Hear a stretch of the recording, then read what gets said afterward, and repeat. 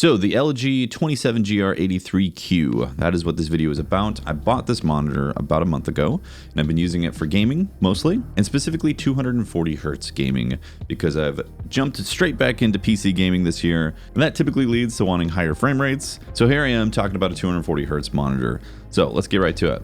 Overall, I like this monitor quite a bit, because it does strike this price point in between being relatively cheap versus the high-end OLED type of stuff.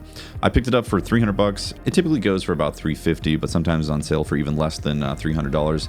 And I think that's actually a pretty good deal for this monitor, because there's some great features that get packaged in with it, along with being a nice IPS monitor that is 1440p, 27 inches, and 240 hertz. So that was specifically what I was looking for. Prior to that, I was using a 25-inch, 240 hertz ASUS monitor that I've actually had quite a long time. And also before that, I was using, I think, a 32-inch BenQ 4K monitor that was only 60 hertz, which also has a really nice picture to it as well. So arguably that's like the best looking monitor that I have, because it's calibrated for color grading and that type of stuff. This monitor, I actually did not calibrate. I currently don't have the tools to do hardware calibration, but I'm not specifically finishing content on this monitor. I'm mostly gaming on this monitor. So that was the reason to make a purchase like this. Towards the end of the video, I'll talk about OLEDs and why I didn't go with an OLED, if you're curious about that, but I'll save that for the end. So yeah, the standout feature, obviously 240 hertz, 1440p, 27 inches. The 27 inch honestly is not that much bigger than the 25 inch. So in terms of pixel density, it really is a nice upgrade to just get that 1440p versus 1080p.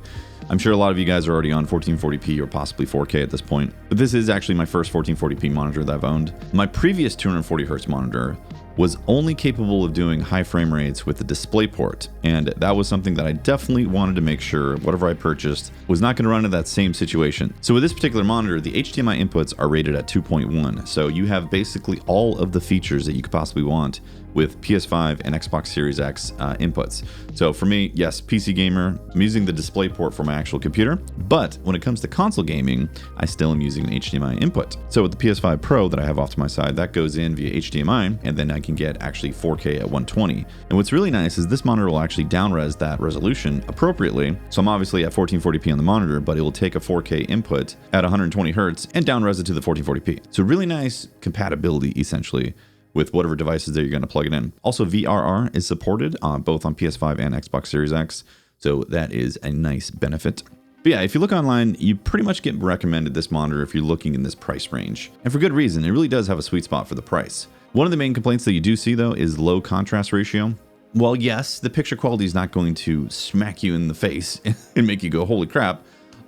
It's not bad by any means. So even though this is technically a complaint and something that you go, not the best for your visual experience, after a month of using this monitor, I do not feel like the picture quality sucks by any means whatsoever. It's significantly better than my older 240 hertz VA panel from ASUS. Again, that thing's like 6 years old, so the technology better be better at this point, right? Better be better. The BenQ monitor that I have does look slightly better for the colors, but not night and day by any means. And also I have a MacBook Pro M3, which is a mini LED screen. That monitor does look very good, and it does look better than the GR83Q here. But again, not to the point where I'm disappointed. Like the difference is, yes, there's going to be better monitors, obviously, for the color accuracy and the vibrance. But what you get for basically 300 bucks from this monitor is a very decent performing monitor with decent color accuracy, very good refresh rate, and very good input latency as well. Unless you're looking for HDR gaming. This is actually where I've had the most problems with it. For one, Windows compatibility with HDR just kind of seems hit or miss across the board. So it's possible it's some of that, but I've also noticed with the HDR on the PS5 Pro just doesn't really seem that good, so I almost always end up turning it off. So if you're expecting to buy this monitor going all in on HDR, because it does support it technically, there's a high chance you're going to be disappointed. At least in my case, I was disappointed with the HDR. Again, not to the point where I feel like it's a bad purchase and I'm sending it back, because I'm clearly keeping it at this point. But if you're expecting to get some sort of HDR quality that's going to be good for content creation, I think you're going to be disappointed. And again, for the gaming side on it, it just didn't really look right most of the time. So I basically just defaulted to SDR instead of HDR with everything I'm playing. So if a game does offer HDR, or if the console is trying to put into HDR, I'm pretty much turning it off at this point. So if that's really high in your purchase list, this monitor is not for you.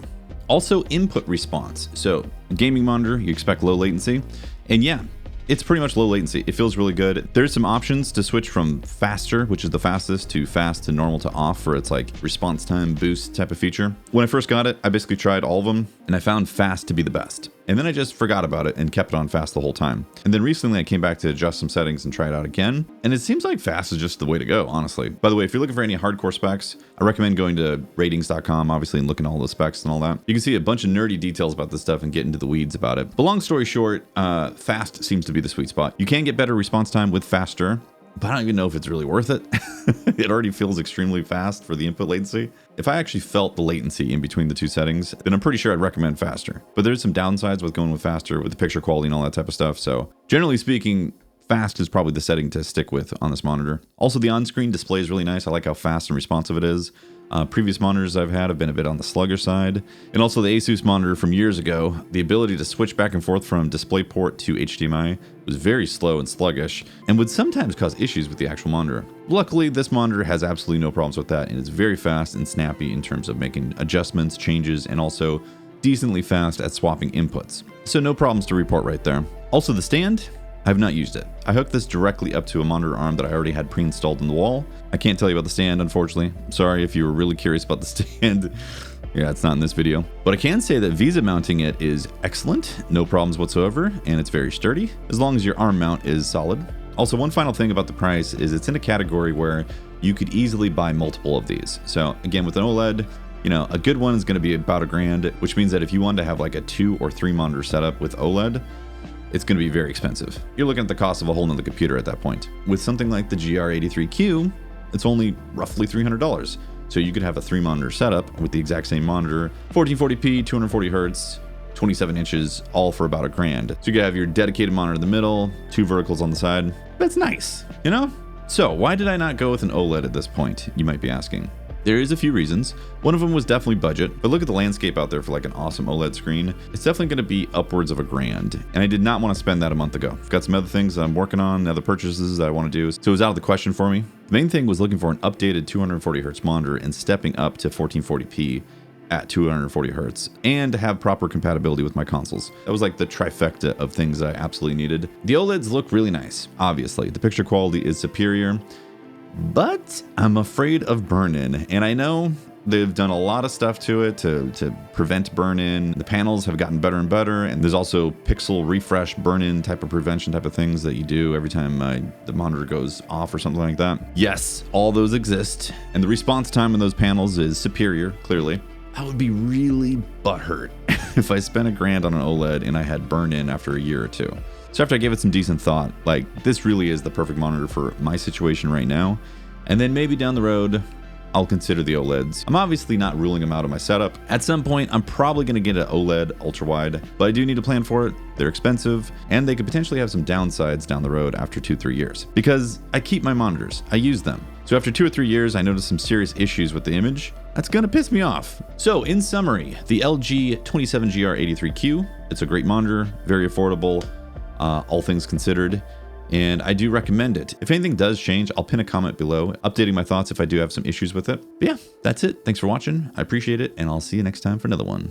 Peace.